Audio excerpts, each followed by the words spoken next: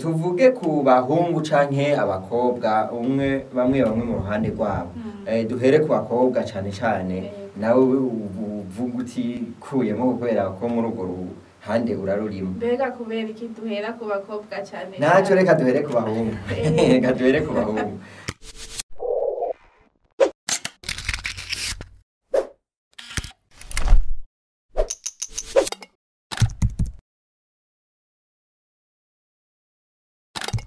Inshuti bakunzi mudahengeshanya kudukurikirana mu biganiro byacu ngaha kuri Ahogos TV reka ndabaramutse canke ndabahe mwiriwe nongere ndabatumire gukurikirana ca iganiro ca in the chat uko mubibona niko Hatunga Imana ngiye kukiremesha kandi subire ndabaha ikaze muti uno munsi mugiye kutuyagira kubiki uno munsi tugiye kubabwira ku kibazo kijanye n'ubwishime canke ubwibone mbega ubwibone urabaho mbega ubwibone abantu babwakira gute ubwishime n'ubwibone byo bari ico kimwe ngivyo ibibazo tugiye guca hirya no hino muri kino kiganiro kumwe n'uno mutumire wanje ariko imbere yuko tubandanye reka ndamusabe abanze yidondore mwebwe muri ko muradukurikirana hama turaza kuduga kwijambo ikaze n'ijyanye mu kiganiro ego murakoze kumakanya hama ku mazina banyita Ndayisenga Ange Gloria nkabandi umunyeshure muri kaminuza y'u Burundi mu gisata bita traduction et rédaction nkaba ndiko ndasozera ndi mu mastage murakoze cyane kaze mu kiganiro ego murakoze tutarandiriye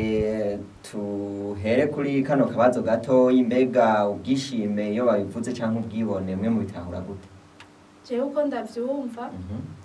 ubwishime canke ubwibone mu bisanzwe bigomba kumera cyo kimwe ariko cyane ubwishime gifata cyane ku bakobwa ubwibone nabwo ku bahungu niko ndavyumva ego reka kumbura aho turaza kuhashika mbega iyo bariko baravuga ubwishime uvuga uti hari ibifata abahungu hari n'ibifata abakobwa ego canke ivyo nta muntu ashobora kubigira bikamubera ko rimwe ego navyo nyene birashoboka wosanga ari ikihe gitangurira ikindi hatangura ubwibone hanyuma hagaca haza ubwishime muri ivyo bibiri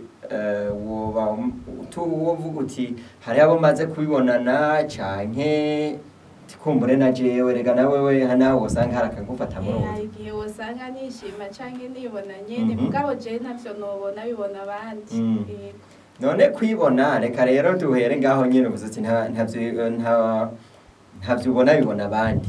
tuvuze kwibona urumva n'ikintu umuntu gikora kuri wewe nyene nta musi uravuga uti kabisa je ndiko ndaraba inyifato ndibona mu bisanzwe uriko urisiga nk'amavuta canke wisokoza nk'umushatsi uriraba aho bita mu cirore rero uca wibona ubwo nibwo uca wibona upusa nko mu maso canke umutwe uriko urisokoza urabibona sinzi rero ukuntu sinovuga yuko uba wibonye harya uba uriko uraraba nyene ko wisize neza mugabo sinumva ko bwoba ari bwa bwibone tuvuze tubandanije aho nyene ubwo bwibone uri kuravuga rega nje nibaza ko ari harya umuntu ashika ahantu namba ariko ariraba mu cirore akaraba akabona neza agatwe k'ibingene gaconze akavuga ati iyo bija hose ndi umwe yego we ntawe yagushikira nta muntu numwe ndibaza bidashikira ivyo twese turiraba mu cirore baba abahungu canke abakobwa canke abamama canke abapapa ariko si co kimwe n'abakobwa nkaco kimwe none hariho n'umuhungu usanga yishima cyane gusumba umukobwa none bushaka kuvuga yuko bishobora gushika ukava muhira ukagenda utaciye mu cirore oya n'abahungu nta numwe yova muhira akagenda akarorero jewe kwe uri kumbwira nko muntu ushobora gusanga nciye mu cirore nka rimwe canke kabiri ibyo sinovyemera kuko sindakubona oya naco reka tubandanye tuvuge ku bwishime naho iyo umuntu yamaze kwibona nibaza ko ari harya nyene havyuka ubwishime ahagenda aravuga ati kabisa jewe ndazi nyene niyizi nibona naho nta muntu hancako ego mu bisanzwe umaze kwibona ukabona yuko nko mu mazi ataduhe ufise canke ko n'agashatsi wagaconze neza utangura nyene kwishima ugahindura nk'ingendo ukabona umenga urarengeye abandi bana bose mu bisanzwe gatoya hari umwana ryari aje gutangura gardienne twarafashe turifotozanya agafoto mw'itelefone ya Android turiko rero turifotoza aca arirabayo kuko ni nk'icirore mu bisanzwe yiravye ashavuga ngo yo muregana ni ngo ndi mwiza urumva bwibona aho bwahereye naho bitanguye akiri umwana bitanguye akiri umwana hari akantu hazogera nkaho ugeze urumva urumva bica bisumbire hari igihe uzosanga asumvye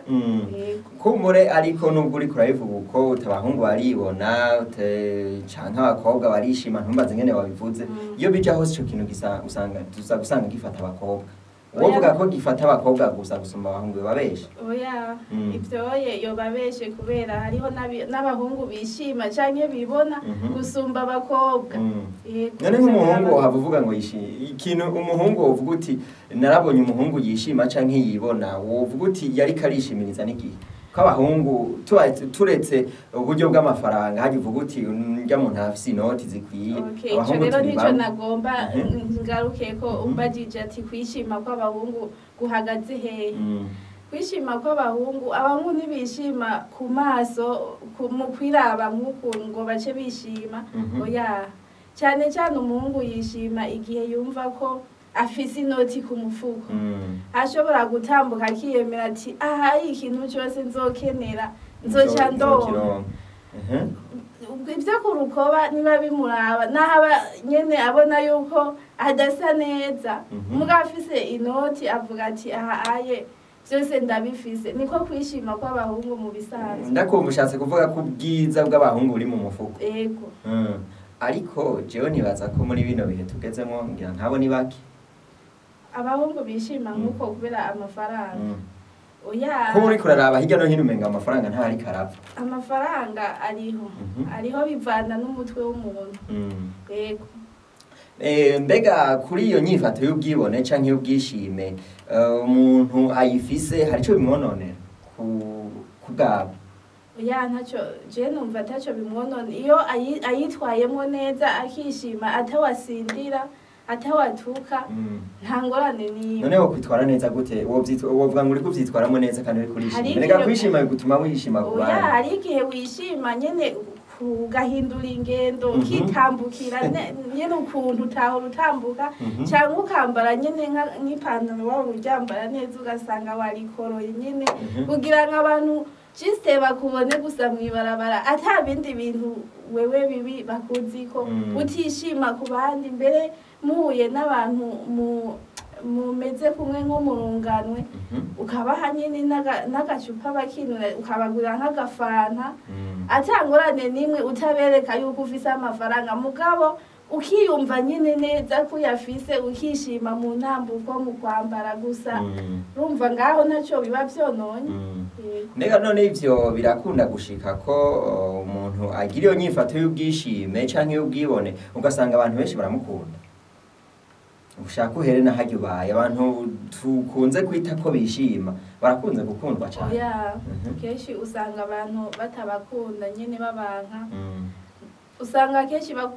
baguma bavuga ati urya muntu arishima kubera yarose amafaranga yarahinduye ingendo imvugo yarahinduye urumva kwambara umenga nyene impuzu zirakorotse abantu nyene nibo kwigera bamushima niko unca numva umenga ca kindi warohejeje kuvuga uti umuntu ashobora kwishima mu ngabo ntihagire uwatiri munsi akibera ngo umenga wihenze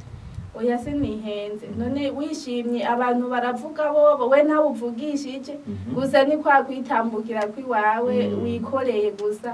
urumva nkaho oye abantu bobo naho ureka gutambuka kwa kwishima ntibabura byo bavuga no kuvuga rero wowe tukumva uti uri kurishima canke uri kura tembera ugenda uko umuntu wari wese ategezwa kuronka ico agenda kuvuga yego naho wogenda wunamye naho wogenda winumiye umuntu abantu bobo ntibabura byo bakuvuga yego cyane tuvuge ku bahungu canke abakobwa bamwe mu ruhande rwabo.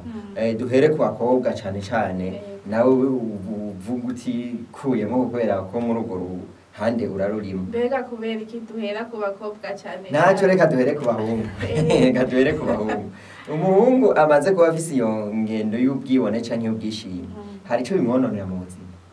Oya, nakubwiye yuko adasinda canke ngo yiyemere ku bantu,